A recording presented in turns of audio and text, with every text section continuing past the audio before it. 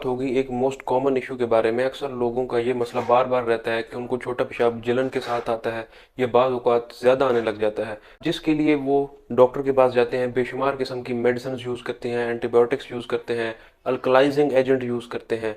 तो इसकी वजह बेशुमार हो सकती हैं। लंबे अरसे के लिए एंटीबायोटिक्स यूज़ करने की वजह से नुकसान ये होता है, जिस्म के अंदर मौजूद जो हेल्दी माइक्रोबायोम्स होते हैं, जो हमारे नॉर्मल फ्लोरा का हिस्सा होते हैं, जो गट का हिस्सा होते हैं, आंतों के अंदर जो पाए जाते हैं, उनकी वजह से वो भी किल हो जाते हैं, जिसकी वजह से जो बॉडी का नॉर्मल एब्जॉर्प्शन का, डाइजेशन का मैकेनिज्म था, फूड को एब्जॉर्ब करने का, वो अब डिस्टर्ब होना शुरू हो जाता है।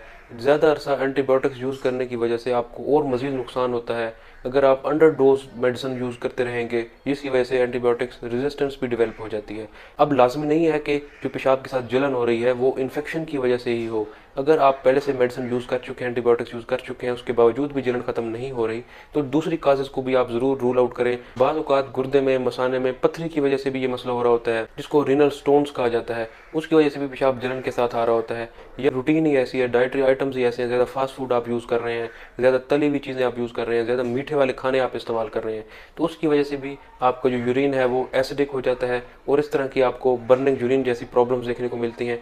या आपका डेली रूटीन में वाटर का इंटेक कम है, अगर आप कम पानी पीते हैं, जिसकी वजह से पेशाब सही से नहीं बन पा रहा होता, जिसकी वजह से जो यूरिन है वो ज़्यादा कंसनट्रेटेड हो जाता है, जिसमें पानी की मिकदार कम होती है, तो ही ये प्रॉब्लम आपको देखने को मिलता है। इस वीडियो में बात होगी कुछ ऐसे सप्लीमेंट्स के हवाले से जिनको आप रूटीन में ऐड करें तो इस तरह की बर्निंग, मैच्योरेशन, पेशाब के साथ जो जलन जैसा मसला था उससे आप खुद को बचा सकते हैं।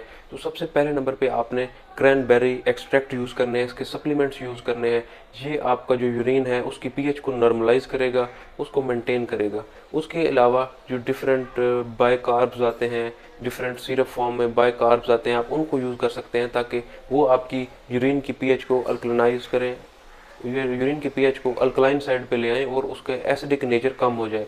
इसके अलावा अगर आप कुछ फूड आइटम्स की बात करें, कुछ डाइटरी रेमेडीज़ की बात करें, तो फर्स्ट नंबर पे आ जाता है कुकम्बर। आपने खीरे का इस्तेमाल ज़्यादा करना है और इसके अलावा आपने लेमन जूस का इंटेक बढ़ा देना है। उसके अंदर सिट्रस प्रॉपर्टीज़ पाए जाते हैं, विटामिन सी होता है, एस्कॉर्बिक एसिड होता है, इसकी एंटीऑक्सीडेंट प्रॉपर्टीज़ भी होती हैं। इसके अलावा आप हनी का इस्तेमाल भी कर सकते हैं। अब हनी की भी एंटीऑक्सीडेंट प्रॉपर्टीज़ हैं, ये भी इन्फेक्शन से, इन्फ्लेमेशन से प्रिवेंट कर रहा होता है।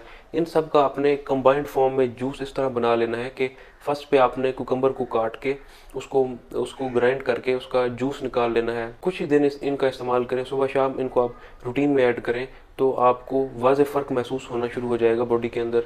आपने कुकम्बर को छोटे पीसेज में ऐड करके उसको क्रैश करके उसका जूस बना लेना है। इसके अलावा आपने इसमें लेमन भी ऐड कर लेना है। लेमन के छिलके होते हैं जिनको आप इस्तेमाल नहीं कर रहे होते, तो उनका भी बेशुमार फ़ायदे होते हैं। उनके अंदर 5 गुना ज़्यादा ग़िज़ाइयत होती है, उसके अंदर 5 गुना ज़्यादा मिनरल्स और न्यूट्रिएंट्स पाए जाते हैं। तो आपने उसको भी मैश कर लेना है, उसमें हनी ऐड कर सकते हैं। अब हनी आपको 2 किस्म के फ़ायदे देगा। एक तो इसके अंदर एंटीऑक्सीडेंट प्रॉपर्टीज़ हैं, इसके अंदर ऐसे कम्प्लेक्स कार्ब्स हैं जो कि आपका, अगर आप डायबिटिक पेशेंट है तो भी आपके लिए प्रॉब्लम का बायस नहीं बनेगा। आप इसके प्रॉपर्टीज़ से फ़ायदा उठा सकते हैं।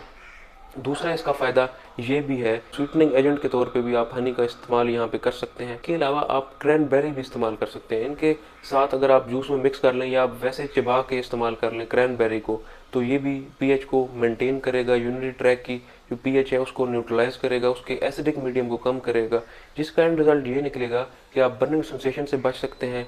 जो ज़्यादा प्रॉब्लम पेशाब जलन के साथ आ रहा था, इससे आप खुद को बचा सकते हैं। इसके अलावा जो यूरिनरी ट्रैक होगा वो अब एसेप्टिक रहेगा, क्योंकि जब मीडियम ज़्यादा वहाँ पे एसिडिक रहेगा तो बैक्टीरियल ग्रोथ के चांसेस भी वहाँ पे बढ़ जाते हैं। आपने हाइजीन को भी मेंटेन रखना है और इस जूस का कंजम्पशन आपने 1 हफ्ते तक करना है।